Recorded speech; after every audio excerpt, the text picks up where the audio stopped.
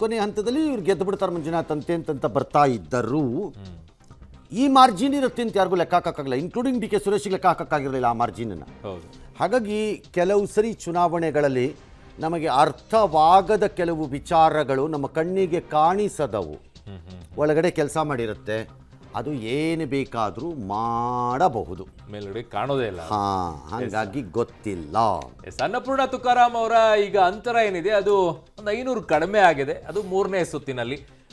But ಕಾಯ್ಕೊಳ್ತಾ ಇದ್ದಾರೆ ಮುನ್ನಡೆಯನ್ನ. ಕಾಂಗ್ರೆಸ್ 15,874, ಬಿಜೆಪಿಯಲ್ಲಿ 13,000 ಚಿಲ್ಲರೆ ಮತಗಳನ್ನು ಪಡ್ಕೊಂಡಿದ್ದಾರೆ. 1,973 ಮತಗಳ ಮುನ್ನಡೆಯನ್ನು ಕಾಯ್ದುಕೊಳ್ತಾ ಇದ್ದಾರೆ. ಮೊದಲನೇ ಎರಡನೇ ಸುತ್ತಿನಲ್ಲಿ ಅವರು ತಗೊಂಡಂತಹ ಅಂತರ ಏನಿತ್ತು 2,500 ಇತ್ತು. ಈಗ ಅದು 1,900 ಬಂದಿದೆ. ಹಾಗೆ ಒಂದೊಂದು ಸುತ್ತಿನಲ್ಲೂ ಕೂಡ ಈ ಅಂತರಗಳು ಹೇಗೆ ಮೇಲೆ ಕೆಳಗಡೆಗೆ ಆಗುತ್ತೆ ಅನ್ನೋದ್ರ ಮೇಲೆ ಅಭ್ಯರ್ಥಿಗಳ ಲೆಕ್ಕಾಚಾರಗಳು ಕೊನೆಯ ಸುತ್ತಿನವರೆಗೂ ಕೂಡ ನಿಂತ್ಕೊಳ್ಳುತ್ತೆ. ಬಟ್ 1,500, 2,000 ಮಾರ್ಜಿನ್ ಬಹಳ ದೊಡ್ಡ ಮಾರ್ಜಿನ್ ಅಂತ ಕಾಣಿಸ್ಕೊಳ್ಳೋದಿಲ್ಲ ಆರಂಭದಲ್ಲಿ. ಬಟ್ ಅದರ ಗ್ಯಾಪ್ ಅನ್ನ ಬೇಗ ರಿಕವರ್ ಮಾಡ್ಕೊಳ್ಳೋಕ್ಕೂ ಕೂಡ ಅವ್ರಿಗೆ ಮುಂದಿನ ಸುತ್ತಿನಲ್ಲಿ ಅವಕಾಶಗಳಿರುತ್ತೆ.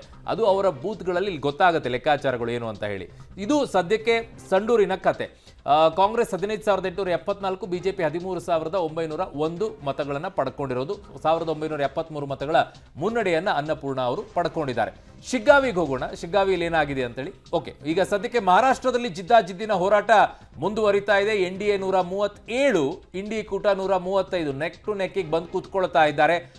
ಬದಲಾವಣೆ ಮಹಾರಾಷ್ಟ್ರದಲ್ಲಿ ಏನಾಗುತ್ತೆ ಅಂತ ಹೇಳಿ. ಸೊ ಅಲ್ಲಿ ಸರ್ಕಾರದ ಮೇಲೆ ಬಹಳ ದೊಡ್ಡ ಚರ್ಚೆ ನಡೀತಾ ಇದ್ದಿದ್ದು. ಮರಾಠ ಮೀಸಲಾತಿಯ ವಿಚಾರದಲ್ಲಿ ತುಂಬಾ ಅಗ್ರೆಸಿವ್ ಆಗಿ ಹೋರಾಟವನ್ನ ಮಾಡ್ತಾ ಇದ್ದಿದ್ದು. ಬಟ್ ಆಪ್ಷನ್ ಏನಿತ್ತು ಅಂತಂದಾಗ ಯಾವ ಕಡೆಗೆ ಹೋಗಬೇಕು ಅಂತ ಹೇಳಿ, ಹೋಗ್ಲಿಲ್ವಾ ಅನ್ನುವಂಥದ್ದು ಈ ಚುನಾವಣೆಯಲ್ಲಿ ಗೊತ್ತಾಗುತ್ತೆ. ಜೊತೆಗೆ ತುಂಬಾ ಅಬ್ಬರಿಸಿ ಪ್ರಚಾರವನ್ನ ಮಾಡಿದ್ದು ನರೇಂದ್ರ ಮೋದಿ ಅವರು. ಅಲ್ಲಿ ಹೇಳ್ತಾ ಇದ್ದಿದ್ದು ಏಕ್ ಹೈ ತೋ ಸೇಫ್ ಹೈ ಬಟೆಂಗೆ ತೋ ಕಟೆಂಗೆ ಅನ್ನುವಂಥದ್ದನ್ನ ಸ್ಲೋಗನ್ನೇ ಬಹಳ ದೊಡ್ಡ ಮಟ್ಟದಲ್ಲಿ ಇಟ್ಕೊಂಡಿದ್ರು.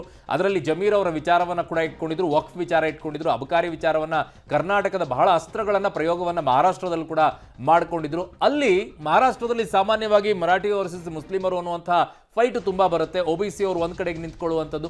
ಈ ಲೆಕ್ಕಾಚಾರಗಳು ಹೇಗೆ ಅಲ್ಲಿ ವರ್ಕ್ ಆಗಿದೆ ಮಹಾರಾಷ್ಟ್ರದಲ್ಲಿ ಅನ್ನುವಂಥದ್ದನ್ನ ನೋಡಬೇಕಾಗಿದೆ. ಒಂದೇ ಪಕ್ಷಕ್ಕೆ ಅಲ್ಲಿ 1990ರಿಂದ ಇಲ್ಲಿಯವರೆಗೂ ಕೂಡ ಪೂರ್ಣವಾದಂಥ ಬಹುಮತವನ್ನ ಕೊಟ್ಟಿರೋದು ಇಲ್ಲ.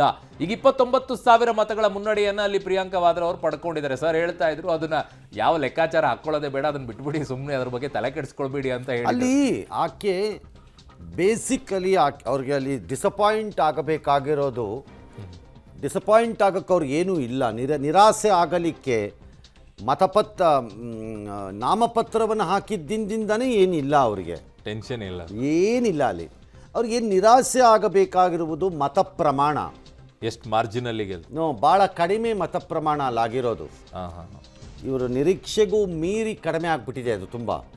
ಯಾಕೆ ಜನ ಬಂದು ಓಟ್ ಹಾಕ್ಲಿಲ್ವೋ ಗೊತ್ತಿಲ್ಲ, ಅಥವಾ ಜನ ತೀರ್ಮಾನ ಮಾಡಿದ್ರೇನೋ ನಾನು ಓಟ್ ಹಾಕಿದ್ರೆ ಎಷ್ಟು ಬಿಟ್ಟರೆ ಎಷ್ಟು, ಹೆಂಗಿದ್ರು ಆ ಮೇಡಮ್ಮೇ ಗೆಲ್ಲೋದಿಲ್ಲಿ, ಯಾಕೆ ಹಾಕಕ್ಕೆ ಹೋಗ್ಬೇಕು, ಕೆಲಸವಿಲ್ಲ ಅಂತ ಮನೆ ಕೂತಿರ್ಬೇಕು ಎಲ್ಲರೂ.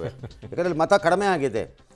ನೀಲಂಬೋರು, ಸುಲ್ತಾನ್ ಬತ್ತೇರಿ, ಈ ಬಾರ್ಡರ್ ಏರಿಯಾಸ್ ಆಫ್ ವಯನಾಡಲ್ಲಿ ಏನಿದೆ ಕೇರಳ ಕರ್ನಾಟಕದಲ್ಲಿ, ಅಲ್ಲೆಲ್ಲ ಹೆಚ್ಚು ಮತಗಳಾಗಬೇಕಾಗಿದ್ದ ಜಾಗಗಳದು, ಅಲ್ಲಿ ಕಡಿಮೆ ಮತಗಳಾಗ್ಬಿಟ್ಟಿವೆ. ಬಟ್ ಕಾರಣ ಮಳೆಯಿಂದನೂ ಆಗಿರ್ಬೋದಲ್ಲ ಸರ್. ಅವರೆಲ್ಲ ಬೇರೆ ಬೇರೆ ಬೇರೆ ಕೇರಳದಲ್ಲಿ ಮತ ಹಾಕಲೇಬೇಕು ಅಂದರೆ ಮಳೆ ಅಲ್ಲ,